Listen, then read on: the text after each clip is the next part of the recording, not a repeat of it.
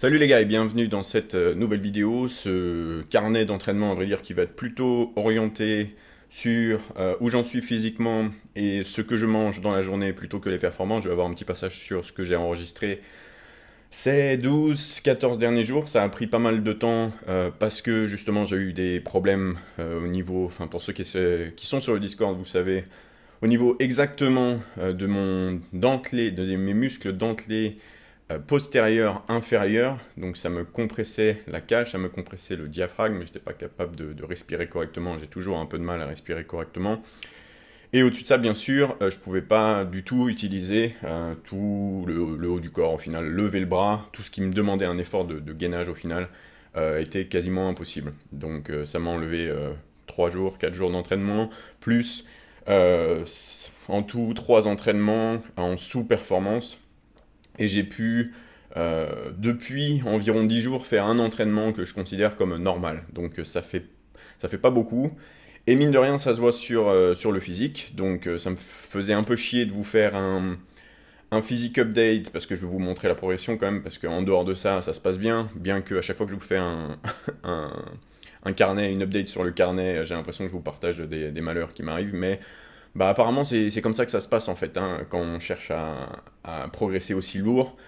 Donc en termes de poids, parce que je pense que c'est mon poids également, mon poids du corps qui pose problème. Sachant que je me suis fait mal, donc sévèrement, hein, ça faisait super mal quand même, hein. J'ai vraiment cru que j'allais crever quand j'ai eu mes contractures et que ça me contractait le diaphragme, là, en ramassant un câble au sol, pour vous dire. Donc c'est pas la colonne qui a eu mal, mais au final, c'est comme je vous disais, c'est parti. J'ai baissé le bras au final, et ça fait beaucoup de final, je sais, désolé.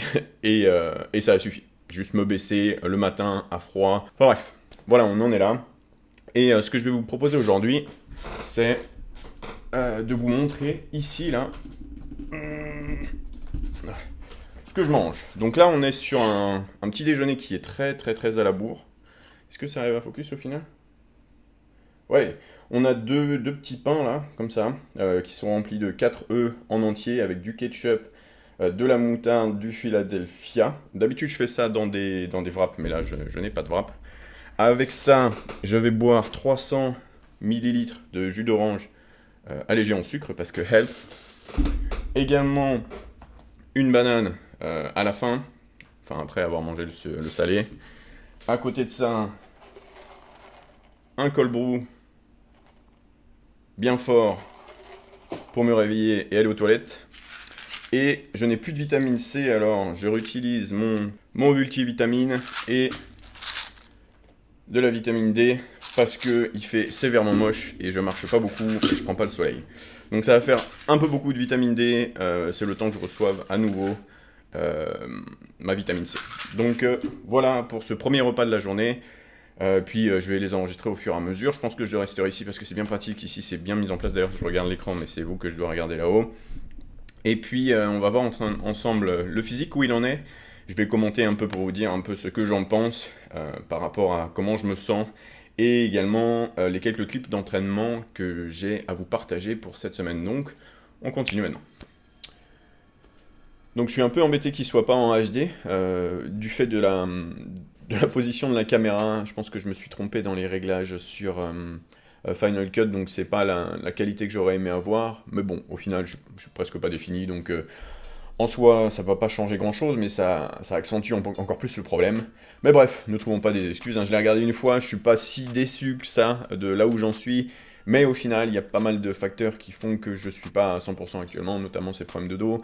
Et le fait que, par exemple, ça fait plus de 8 ou 9 jours que j'ai pas fait une séance correcte pour notamment les ischios. Donc vous allez voir que mes ischios ressortent moins que d'habitude. Ischio-adducteurs, hein, du coup, ressortent moins que d'habitude, je trouve en tout cas sur ce posing.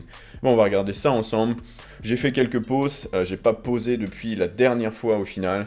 Donc là j'ai le front de double biceps et bon, pas trop dégueu. Vous verrez que vous voyez que la caméra elle est à un angle assez bas au final, donc ça va mettre un peu plus en valeur que mon bas du corps par rapport à mon haut du corps. Et on peut voir ici que je galère un petit peu au niveau des poses, parce que là par exemple je tourne beaucoup mes jambes, mais en fait la caméra était vraiment, vraiment loin derrière, donc c'est pas le mieux que j'aurais pu faire.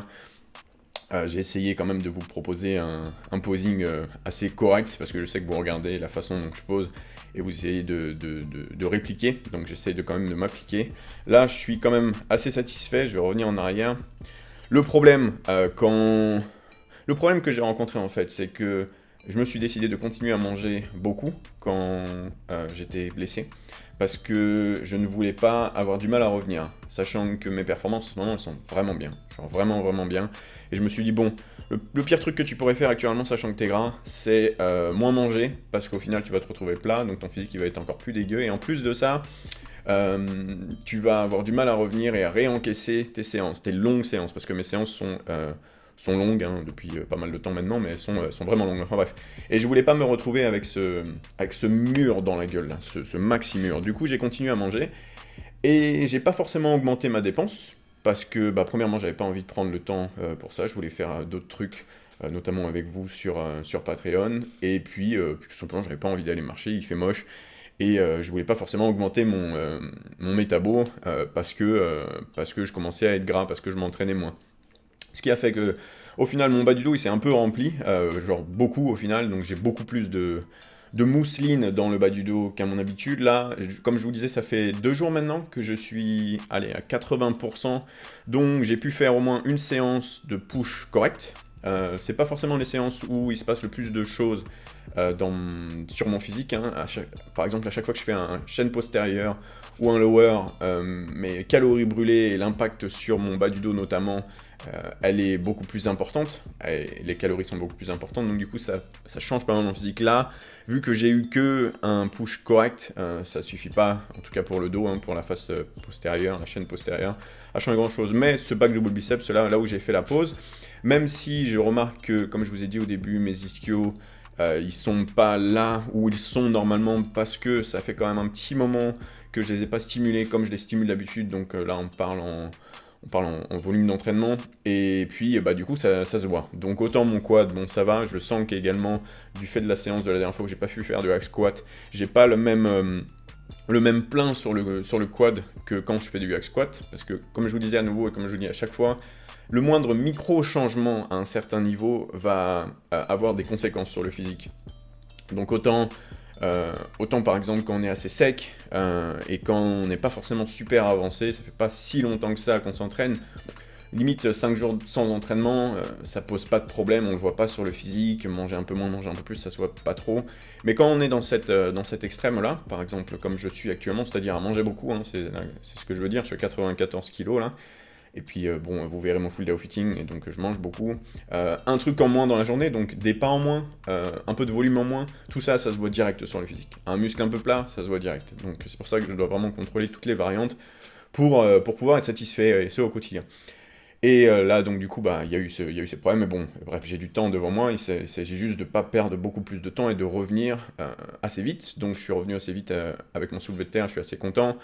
Ce qui va me continuer à forger le bas du dos, et puis ce back double biceps n'est pas horrible au final, je suis assez satisfait, sauf éventuellement on pourrait parler des ischio-adducteurs, mais j'ai compris pourquoi, et vu que j'ai compris pourquoi, je vais pouvoir rebondir, il me faut juste un peu de temps et des séances correctes. Bref, en tout cas assez content de ce back double biceps. La taille est épaisse, hein, forcément, parce que j'ai du gras dans le bas du dos, hein. On va continuer avec probablement mon back lat spread. Ouais. Back lat spread que je fais assez particulièrement parce que j'essaye de reproduire ce que je fais en compétition, c'est-à-dire de prendre le maillot et de le monter sous mes lats, sachant que mes lats ne descendent pas tout à fait en bas. Ça m'empêche un peu, ça me bride un peu mon potentiel d'ouverture, mais ça masque un peu le gras en bas du dos pour l'instant, donc c'est assez intéressant comme technique. Bon, ici on a le side triceps, donc rien de particulier, hein, j'ai la sangle très épaisse, mais c'est normal parce que je suis gras tout simplement, hein. Puis après, bon, c'est des poses un peu plus FFA, pas vraiment de mandatory. Je sais que j'ai le abs and thighs qui va arriver. Bon, voilà, c'est pas très esthétique, hein. Je suis de face très large de la taille, hein, je suis poilu, etc. Bon, c'est pas les physique update de préparation, mais bon, je vous partage tout. Là, je crois que j'ai le abs and thighs qui arrive. Et vous remarquez qu'il n'y a pas tant de définition que ça sur mes quads, tout simplement parce que je suis dans l'incapacité de les contracter. Ça fait 5 jours que j'ai fait mon lower, et j'ai changé une position de jambe sur une presse à cuisse. Donc au lieu de faire de la presse à cuisse linéaire, je suis passé sur la circulaire et j'essaie de la faire pour les quads, c'est-à-dire que j'essaye de garder un maximum en fait mes pieds en neutre, d'essayer de limiter l'ouverture de hanche un maximum, et surtout sur la concentrique, d'avoir au final ces jambes, ces fémurs là, en position neutre. J'ai remarqué que ça fait une grosse différence sur le quad, et en plus de ça, les courbatures, elles me les confirment. Sauf que du coup, bah, ce nouveau stress là, et bah, comme vous le savez, chez vous aussi ça fait la même chose, hein, ça fait des courbatures de l'enfer. Et donc du coup, même si c'était une séance qui était sub-max, donc j'ai pas été aussi loin que je vais d'habitude, et surtout j'ai pas fait de hack squat. Et je commence à être vraiment bon au hack squat, et là vu que j'ai fait une variante du hack squat qui ne charge pas la cage, c'était un nouvel exercice, donc même si je me suis un peu envoyé, je me suis moins envoyé, et forcément c'est moins lourd, et puis j'ai moins de skill sur la machine, donc du coup c'est moins bien. En tout cas, il me faudrait plus de temps pour que ce soit mieux, et la machine est moins bien. Enfin bref. Du coup, incapable de contracter les quads, hein, et puis ça se voit un petit peu ici sur toutes les poses. Moins de définition sur le quad parce qu'il y a encore beaucoup de déchets dans mon quad. Les fascias, ils sont encore massacrés probablement. D'ailleurs, les courbatures sont probablement plus au niveau du fascia qu'au niveau du muscle. Et d'ailleurs, aujourd'hui, c'est lower, donc je me demande comment je vais faire. Je me demande si je vais pas prendre aujourd'hui un repos également, ça me ferait un peu chier, mais bon, on verra. Enfin bref, voilà pourquoi j'ai moins de def sur les quads. Parce qu'au final, je vous dis ça parce qu'au final, mes quads, ils stockent toujours pas grand-chose. Je stocke vraiment rien sur le devant. Vous le voyez, quand je contracte, en tout cas, le fait que j'ai les abdos épais, en tout cas, et mon grand dentelé, parce que j'ai pas une grosse cage, mais j'ai une cage qui prend de la place sur mon torse, tout ça ressort bien. J'ai pas vraiment de problème de face, c'est plus de dos, comme vous l'avez vu un peu plus tôt. Que tout ça apparaît, hein, tout ça je veux dire, le surplus calorique, le gras quoi. À noter que j'ai une lumière correcte ici quand même, j'aimerais avant de finir, si jamais vous faites des physique updates, je vous invite à faire la même chose, donc la fenêtre elle est devant moi là, donc il y a la fenêtre, il y a la caméra et il y a moi. La lumière, le physique, je l'ai pris le matin vers 11h, j'ai fait des trucs avant. Également, j'avais été marcher avant, donc il y a pas mal de paramètres qui font que, au final, ce physique update n'est pas horrible, mais il pourrait être horrible si jamais, par exemple, j'avais posé avant d'aller aux toilettes, première chose. J'avais posé sans avoir un minimum d'activité dans ma matinée. Si j'avais une lumière de merde, si je l'avais fait à contre-jour, donc il y a plein de choses qui vont faire que votre physique update va être pour vous en tout cas plus agréable à regarder et va être un peu plus honnête par rapport à vos progrès, va pas être masqué en tout cas, donc votre physique va pas être masqué en tout cas par une qualité de caméra de merde éventuellement, une lumière jaunâtre horrible, pas mal, toutes ces choses en fait. Donc moi là, j'ai quand même mon expérience en termes de physique update qui est là, donc, et puis il y a les pauses également, ce qui fait que j'arrive quand même à mettre en avant mon physique, même si en vrai, c'est pas que je suis pas si conditionné que ça, parce que ça c'est le matin, c'est sans pump, etc. Mais bon, là je suis au mieux, là. Je suis au mieux de ce que je peux faire. Et comme on a vu, la technologie, les techniques font que, bah, au final, le rendu peut vachement changer. Donc voilà, bon, on va finir. Je sais pas ce que je fais après, des muscle ups sûrement. Voilà, celui-là il est tic aussi. Attends, je contracte mon quad. Tic aussi, on peut voir que moins Lucas Abdo, mais toujours Lucas Abdo au final. Et je pense qu'également les élévations latérales, où je commence à sacrément progresser, continuent à se voir, sachant que moi, voir mes épaules quand je suis aussi lourd, c'est quelque chose. Je stocke vraiment beaucoup de gras sur les bras. Donc c'est une bonne chose, ce muscle up qui rend correct. À ce poids-là, en tout cas, pour moi, avec ma répartition de gras, elle est très bien. Donc je suis très content. Je suis très content. Et au final, moi qui étais assez dur avec moi-même sur cet enregistrement, par rapport à comment je me sentais, et puis les entraînements ces derniers jours, je suis au final assez satisfait. Donc je vais arrêter d'être aussi dur avec moi-même et je vais continuer à faire le boulot et à vous le partager. Et puis on a encore pas mal de temps avant de commencer à virer tout ça. Mais les progrès sont là, je suis content. En même temps, je me donne les moyens, donc il n'y a pas de raison qu'ils ne soient pas là. Et puis voilà. On continue. Bon, on est de retour ici, les gars. J'ai dû vous montrer au moins entre-temps l'entraînement ou le physique. Je sais pas dans quel ordre je vais le faire encore. Il est 2h30 plus tard que la première fois que vous m'avez vu avec de la nourriture devant l'écran. On a le repas numéro 2 qui est juste ici. Qui va focus peut-être? Oui. Oui. Je n'ai absolument pas faim. Mais bon, qui a faim 2h30 après avoir mangé tout le gras que j'ai mangé? Sauf que j'aime, dans l'idéal, avoir au moins 2 repas avant d'aller m'entraîner. Pas parce que j'ai besoin d'énergie, etc. Mais parce que sinon, après, j'ai trop à manger. Donc voilà, c'est le deuxième. Il est simple, celui-là, c'est le reste de riz d'hier. Donc je suis entre là je le fais à l'œil parce que hier, parce que je sais pas ce qu'a pris Clémentine en fait et j'en cuisine un peu pour elle. Donc normalement j'ai aux alentours ici, c'est léger, hein, entre 60 et 80 grammes de riz, pesé cru, juste ici là, avec du lait de coco full fat, donc c'est terminé le demi-fat là. Je vous mettrai les macros bien sûr au fur et à mesure probablement sur l'écran, hein. J'ai un tout petit peu de fromage allégé, donc le moins 30% là, et j'ai également du poulet, ce qu'il en restait, donc pareil on est très light en poulet, on doit être aux alentours, je n'ai pas pesé, mais on doit être aux alentours des 80 à 100 grammes. Donc ce que je veux avant cet entraînement, ce repas avant entraînement là, c'est qu'il soit léger et très light en gras et ne pas avoir d'épices. Donc j'ai pas mis d'épices dans mon poulet nulle part. J'ai mis un peu de sauce BBQ mais vraiment légèrement histoire que ça donne encore un peu plus du goût même si au final j'ai quand même le gras du lait de coco et puis il y en a beaucoup, hein. J'ai mis toute la boîte dans le 420 grammes de riz que j'ai cuit hier. Donc voilà, repas numéro 2 de la journée. Comme vous voyez, j'ai bu approximativement, enfin je sais pas si vous voyez d'ailleurs, j'ai bu approximativement 300 milli et je vais reboire ici environ 200 milli, ce qui me laissera en tout cas après l'entraînement jusqu'à la fin de la journée, 500 milli à boire, sachant que je bois 1 litre de jus d'orange par jour pour m'aider au niveau des glucides. Donc voilà, je mange ça. Et puis on est au deuxième repas, donc je pense que on va continuer avec ce que j'ai enregistré après. Ça doit être soit être l'entraînement, soit être le physique. J'en sais rien. En tout cas, voilà. On continue de manger ce truc qui me fait pas envie. Allez à toutes. Bon les gars, il est maintenant 15h30. Je vais aller à la salle un peu tôt, comme ça j'aurai le temps de continuer à travailler sur vous un peu plus tard dans la journée, histoire que ce soit prêt demain matin. J'aimerais bien vous la mettre pour le matin, celle-là. Vu qu'on sera samedi et que vous avez un peu plus de temps que d'habitude, hein, pas obligé de se lever à 6h, d'aller faire la séance et d'aller au boulot directement. Donc, je continue sur le food fitting, hein, c'est un peu l'idée. Je sais que bon, c'est pas le truc le plus passionnant au monde, mais bon, je vous tiens au courant. 100 grammes de maltodextrine dans un demi-gallon, là. On va faire quoi ça? 1,5 litre, un truc comme ça? Je sais pas exactement. En tout cas, pas plein de flotte. Ça également, je bois de l'eau. Je vous ai pas parlé de l'eau dans mes journées, mais j'essaye de boire suffisamment. Donc je bois dans un eau shaker, je bois pas dans celui-là, mais depuis ce matin j'ai dû boire l'équivalent de un peu plus de la moitié de ça, donc j'essaye d'en avoir un en entier à côté de un de ma séance. Ça fait beaucoup d'eau, mais c'est intéressant par rapport à tout ce que je mange, nécessaire en fait. Et puis pour m'aider à finir ma digestion, mon repas il a 1h15 là. Je prends un Monster, donc je prends un Monster quand je sens que j'ai besoin d'un truc un peu pétillant qui m'aide justement à un peu rôter, etc.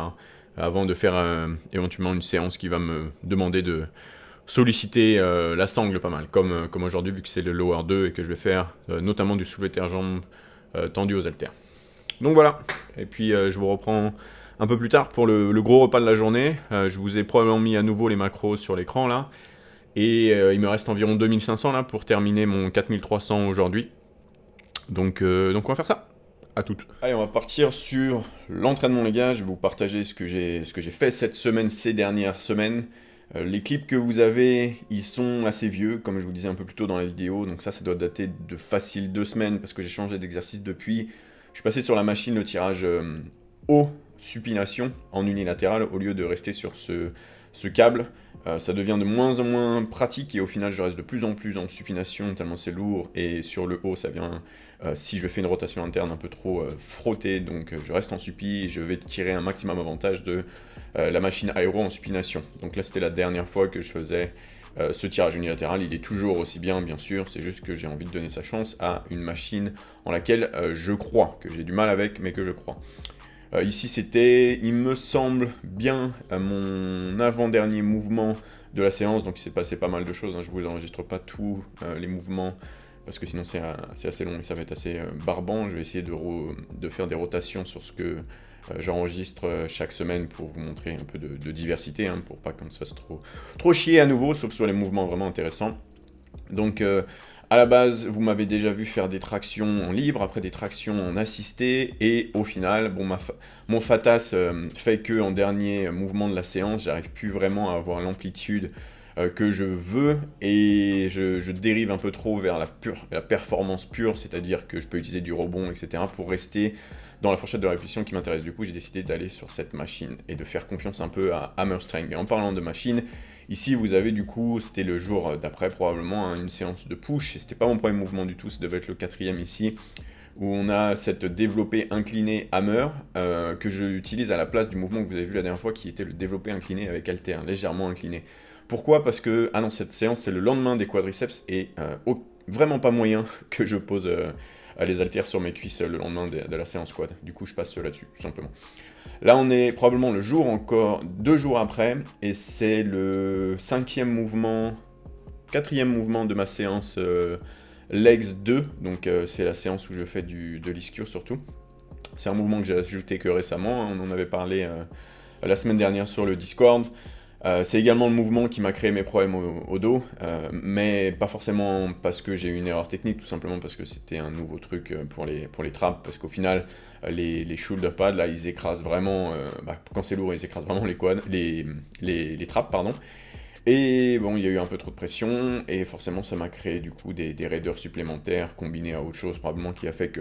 Mais sinon, cet exercice, il est intéressant, mais je pense que je vais, si je peux, en tout cas, utiliser principalement la Smith Machine pour faire mon squat en avant-dernier mouvement de cette séance du coup. Parce qu'après, j'ai dû soulever terre jambes tendues avec halter.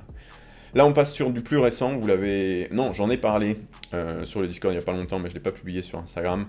C'est ma 2e séance de reprise du soulevé de terre semi-sumo. Donc ici, on a un 15 à 180, pas forcément à l'échec, mais mon échec, en fait, est venu... Mon facteur limitant était mon souffle, parce que j'avais une énorme bulle d'air dans le ventre, suite à ces problèmes de respiration que j'ai eu après la compression de mon diaphragme, là, du fait de mon problème au dos. Et donc du coup j'avais l'impression que la bulle elle voulait ressortir par le haut, et donc du coup ça faisait déjà extrêmement mal, ça brûlait, et au-dessus de ça je sentais que ça m'empêchait de gainer tout simplement, parce que quand on a le ventre distendu, c'est pas possible d'être gainé, enfin c'est beaucoup plus délicat d'être gainé, donc du coup là je voyais le danger, donc j'ai préféré ne pas pousser les séries aussi loin que j'aurais pu les pousser normalement, donc je pense que j'ai déjà presque le 20 à 180 en main, et je suis très content. Donc là j'avais le dernier set quand même, je vous ai enregistré, j'ai fait 3 sets à 180 ce jour-là. Là, vraiment, je suis resté vraiment loin de l'échec. Vous allez voir, c'est un 12 à 180. La technique a été déjà un peu mieux que sur le premier, parce que ça faisait mine de rien 2 semaines que j'y avais pas touché à cause du dos. Mais pareil, j'ai décidé d'arrêter assez tôt, parce que je voulais pas... C'était que le début de la séance, je voulais pas risquer de me faire mal à cause de ces conneries de bulles d'air, là. Bulles d'air qui sont également présentes, parce que quand je parle en apnée. Comme par exemple maintenant, et ça c'est problématique. Donc voilà, et là on arrive à la séance d'hier, ou avant-hier parce que j'ai pris un jour de repos hier, avec mon développé couché à la Smith, avec un positionnement du banc assez intéressant pour moi, sachant que de cette façon j'avais gardé le buste bien placé, la cage bien placée, sans glisser.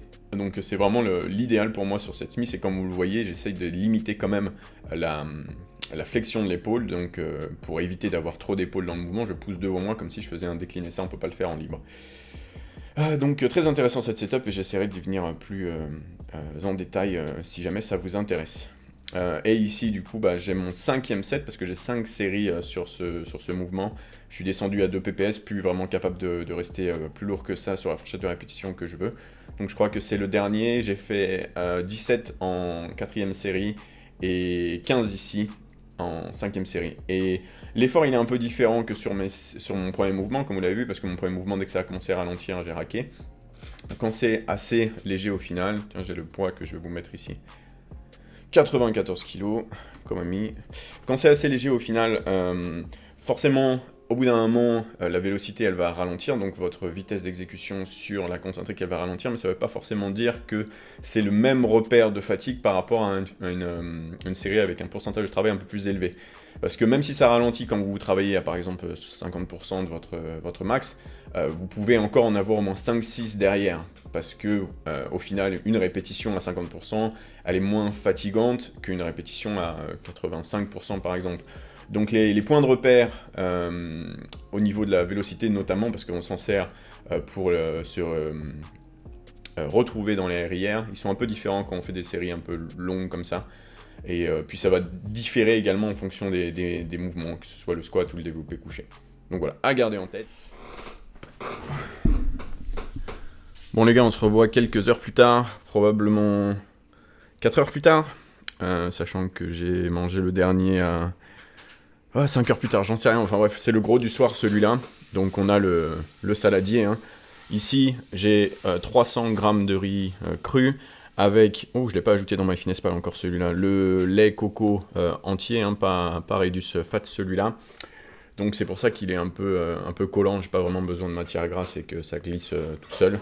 Au-dessus, là, ce que vous avez, c'est le fromage, il y a 35 grammes de fromage, moins 30%, et j'ai 150 grammes de poulet avec des épices cajun, et voilà. Et j'ai pas besoin de sauce pour ça, sachant qu'il y a le lait de coco, donc du coup ça glisse tout seul. Et puis vous avez probablement les macros également à l'écran maintenant, et il me restera après le oatmeal du soir, que je vous montrerai un peu plus tard, dans quelques heures, quand j'aurai un peu de place dans mon estomac. Donc voilà les gars, voilà le gros du soir. Il n'y a pas de légumes parce que j'ai pas de place pour les légumes. Et puis c'est comme ça. Allez, bon appétit à tous.